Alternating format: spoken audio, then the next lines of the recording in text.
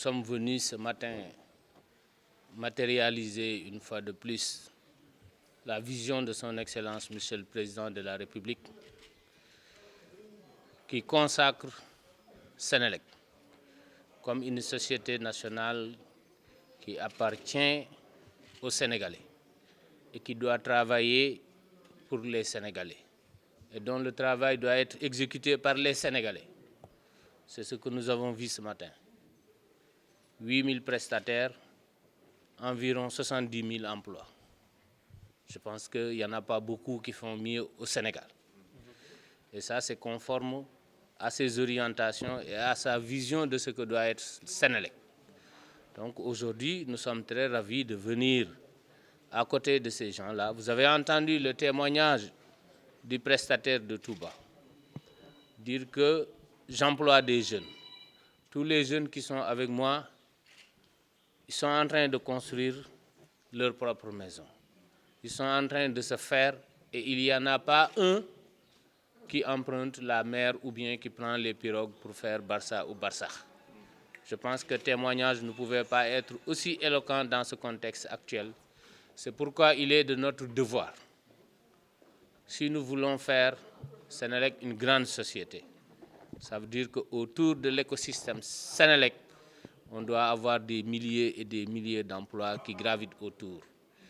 C'est pourquoi nous avons dit, et ils l'ont bien compris, tout le monde ne peut pas être agent de Senelec. Mais il y en a beaucoup qui peuvent travailler autour de Senelec. C'est pourquoi nous avons dit et entendu et leur passer le message que nous allons participer d'abord à répertorier. Certains disent 7 000, 8 000. Donc nous allons faire une base de données appropriée.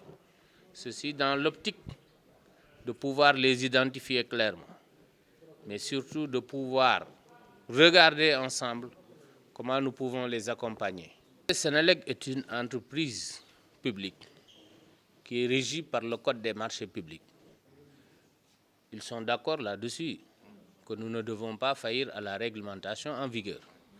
Mais j'ai annoncé la bonne nouvelle parce qu'après notre première rencontre, nous avons écrit à l'ARMP pour expliquer. Parce que lorsque la nuit survient, vous avez une panne à côté de chez vous, nous ne pouvons pas faire un appel d'offres pour sélectionner celui qui doit venir réparer. Nous ne pouvons pas également dire qu'on va faire une consultation restreinte pour sélectionner celui qui doit réparer. Aujourd'hui, comment fonctionne Senelec? Nous avons un catalogue de prix homologué. Et s'il y a une panne qui intervient, on appelle un prestataire qui est payé sur la base de ce catalogue de prix. Aujourd'hui, nous avons écrit à l'ARMP qui a accepté.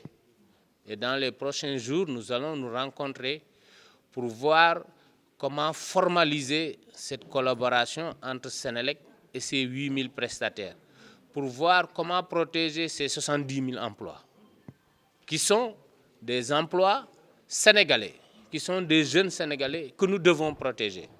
Et si l'ARMP a eu cette bonne écoute, je pense que d'ici peu de temps, nous allons nous asseoir, Senelec, ARMP et les prestataires si nécessaire, pour voir comment protéger ces emplois conformément à la vision de son Excellence, Monsieur le Président de la République. En termes de formation, j'ai dit que le centre de formation de Senelec leur est ouvert. Et nous allons faire des habilitations Senelec pour l'ensemble des prestataires, pour nous assurer que tous ceux qui interviendront sur notre réseau auront la qualification professionnelle nécessaire. Mais nous allons aussi les accompagner avec les structures de financement mises en place par l'État, comme DER, comme FONGIP, leur dire que voilà, ce sont des organisations qui travaillent avec Senelec, qui sont garanties par Senelec pour leur permettre de lever les financements nécessaires, pour leur permettre d'acquérir les équipements nécessaires, parce que n'oublions pas, et je l'ai dit, tous les deux, nous avons un seul objectif, le client et sa satisfaction.